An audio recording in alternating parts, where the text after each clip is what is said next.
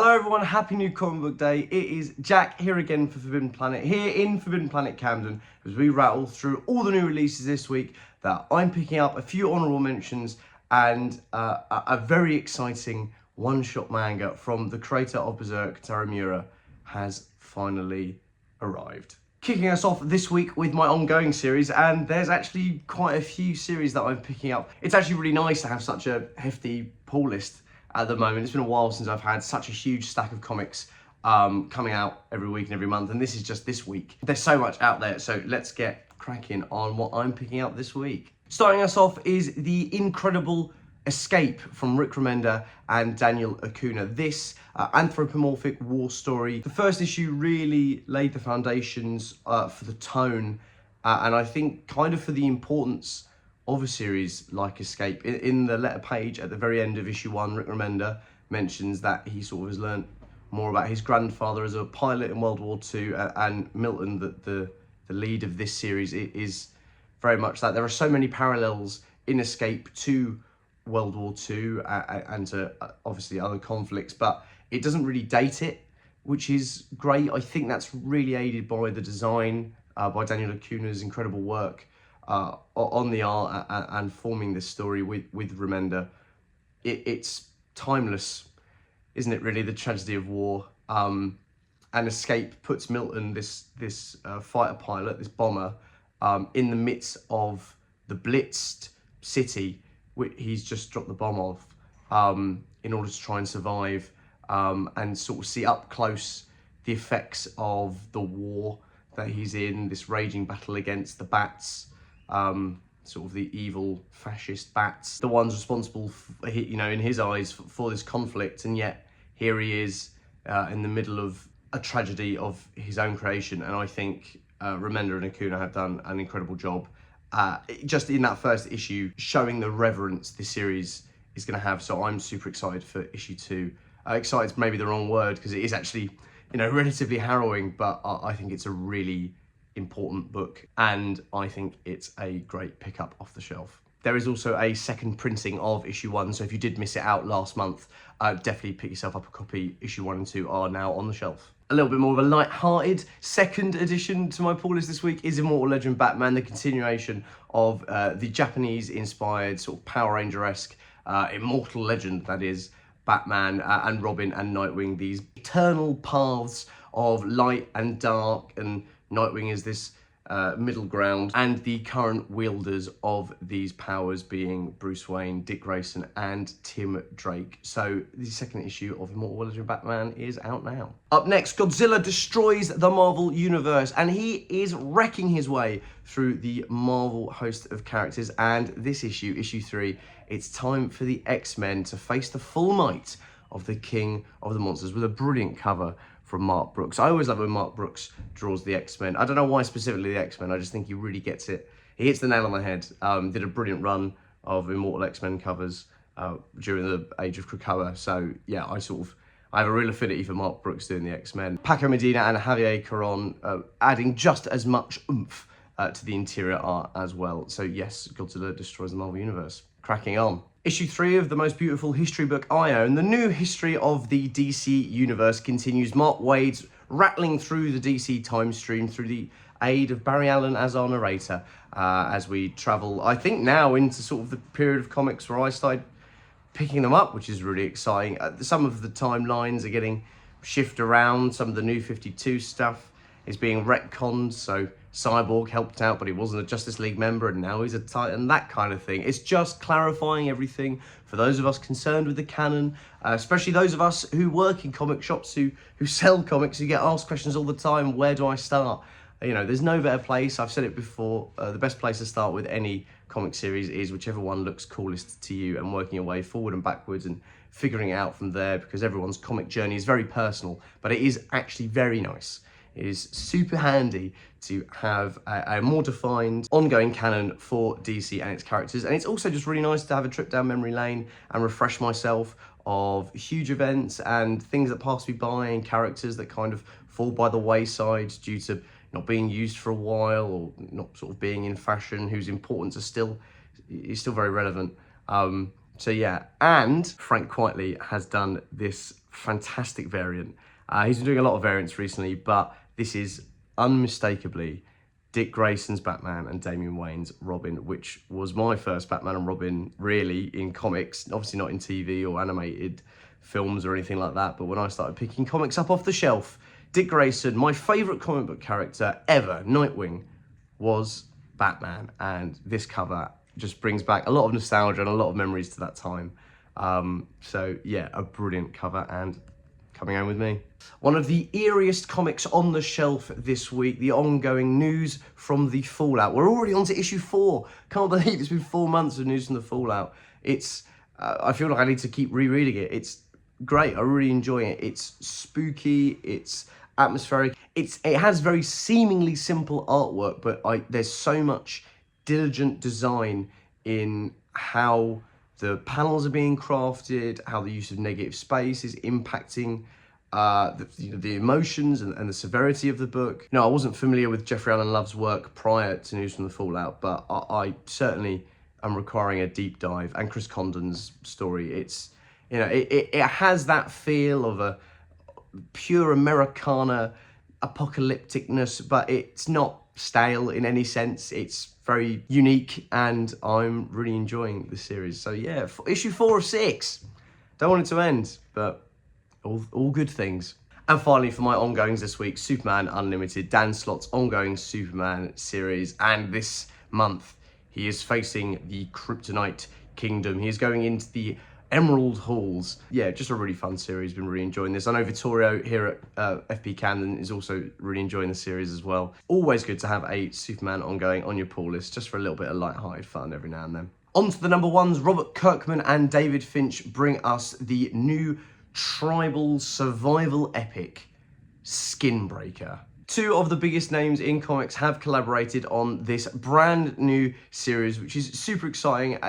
Always from Image, we're getting brand new stuff and really creative additions to the hallowed legacy of independent comics. But Skinbreaker looks like it's mounting to be a tremendous series, a familial tribal series with political discourse and power struggles, and the pitch for this book is great, and I'm really looking forward to reading it. And we haven't just got to read it in regular format, because Image have also come out with a Treasury edition. So if you want to see the incomparable David Finch's artwork in a much bigger format, because,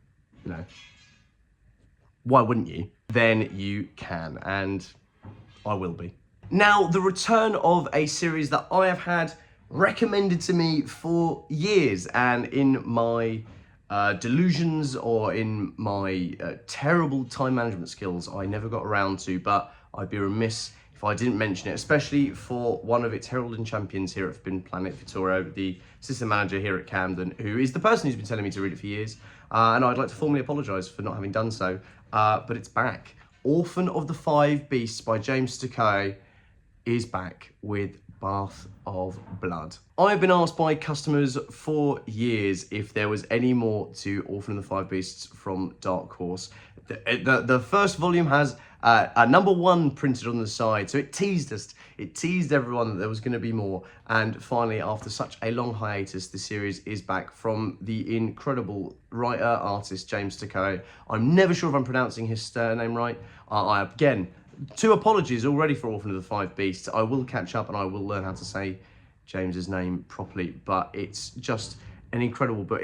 He's a stupendous artist. His Godzilla book that I read is brilliant. It's so graphic and violent without being too realistic. It has a great energy to it, and I think it keeps it really alive and characterful. There's so much character in the way that he's able to draw faces, and in the essence he's able to put into them through his writing. So yeah, really looking forward to catching up on and then finally reading Orphan and the Five Beasts.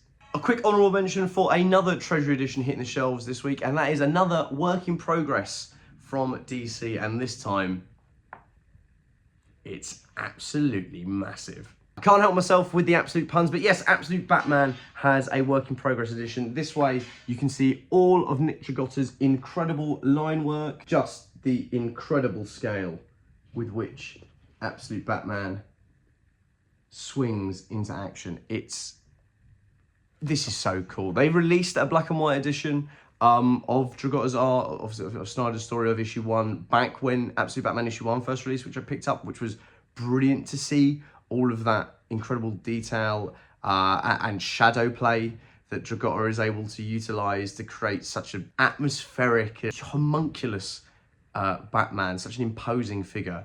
And seeing it in this scale is just, it's such a cool treasury. So yeah, I'd be insane to not flag this to you because I'm taking one home with me. I have no idea where I'm going to put all these treasuries. I always manage to find space, but I need to find a better solution because everyone's coming out with brilliant large format editions of books, and sometimes I feel like this is kind of the best way to read a lot of single issues, just because you get to see all that incredible effort that goes into making them. So yeah, Absolute Batman work in progress. Now, before I get on to my manga pickup this week, I just wanted to flag that this Saturday is local comic shop day. Yes, that's right, a celebration of the local comic shop. Wherever you are, not just in the UK, but across the world, wherever your local is, head down this Saturday because we have some exclusive variants and previews to help celebrate the local, the LCS, one of the most important cornerstones of the hobby. Over the last couple of years, there have been so many changes to the high street, especially in the UK, and I feel so grateful that Forbidden Planet is knocking around and is still a place that you can go and grab your comics. It's not just FP, there are plenty of brilliant comic shops here in the UK and abroad, and the only way to keep the hobby alive, the only way to keep people like me chatting, the only way to keep comics being made and these incredible stories and feats of literature getting produced is to go and support your local comic shop, is to go and buy comics off the shelf. You know, they always say vote with your wallet. If you like a series, go and pick it up. If you like a creator, try out their new stuff, try out some of their old stuff. And come in and ask for advice. That's the best thing about having a local comic shop. It was brilliant for me. You know, I was very lucky. I grew up in London and my dad was very generous in taking me around all the comic shops, and whoever was looking after me at the time, I definitely dragged my nan into Orbital Comics a few times back in the day as well, and ruffling through the 50p bins. And they're such a figurehead for new readers and for old readers and those trying to get back into the hobby. They're great places of community and they are so essential. So yeah, please come down on Saturday and help us celebrate the LCS. To celebrate, there have been a few things produced for it, including this lovely foil variant edition of Everything Dead and Dying that just looks like a classic American novel in its way, which I absolutely adore. I think this cover's great, as well as a small preview of DC KO, the brand new DC event starting on the 8th. Yeah, on the 8th of October, we get DC KO, which is going to be a massive brawl of all the heroes and villains in DC as they face the forces of Darkseid on Earth. So if you want to learn more about it and see some of the art that's coming up in the preview, definitely head in on Saturday for that. And now a super exciting release, as I mentioned at the very beginning, Kentaro Miura's Duranki. Now this is a series produced by Miura before, he passed away, unfortunately. This is the first time we have had access to Duranki in English. Dark Horse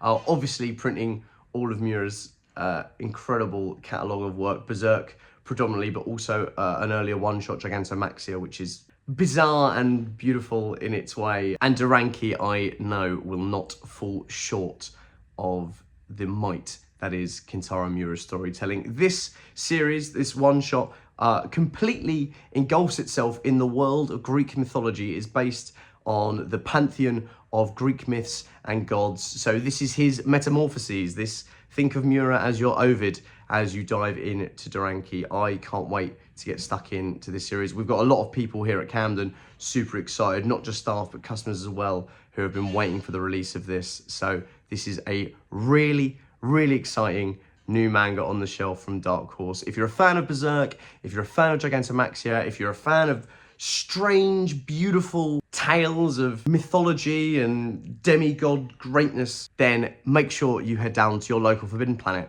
and pick up a copy of Duranki. So that's it for this week. That's all my pickups off the shelf this week. Stacked as ever, which, as I said, is really exciting and actually just really nice. It's so nice to be able to go home with a huge stack of comics, sit down, put the kettle on, have a coffee, you know, hug my dog and just get cracking on reading some brilliant stories. And we're having a really good run of reprints of issue ones. You know, Absolute Batman, Wonder Woman and Superman and Martian Manhunter have all had essentially every issue up until about issue 6 or 7, I think, reprinted over the last couple of weeks, and there's a few more releasing this week. So if you've missed out on any of the Absolute series, they're available. Like I said, Escape issue 1 had its second printing as well. It's always a great sign when so many series are having their issues reprinted, not just the issue 1, but continuing issues to allow readers to catch up. Like I said, that is the power of the local comic shop, of heading down to your local or ordering from our site as well. That's just as brilliant, because it means even if you don't have a local Forbidden Planet or a local comic book shop, you're still able to get comics to your door, to your hands. We wouldn't be doing this if we didn't love them and if they weren't loved so much by yourselves as well. So it's just a really cool time to be in comics at the moment. I say it all the time, but it really is. I feel so grateful, and I'm really cherishing these moments here at Camden and here at FP, and I think just in the comic sphere in general, with so many brilliant crossovers and independent books being made and risks being taken by publishers, and I think that is the only way to drive the industry forward, and it really feels like we're going full steam ahead. So yes, as ever, thank you so much for listening, and I will see you next week for a host of new comics. Thanks very much. If you're enjoying watching Forbidden Planet TV and you're enjoying watching us talk to the world's most interesting and accomplished filmmakers, authors, artists, musicians, creators, subscribe right here. See you soon.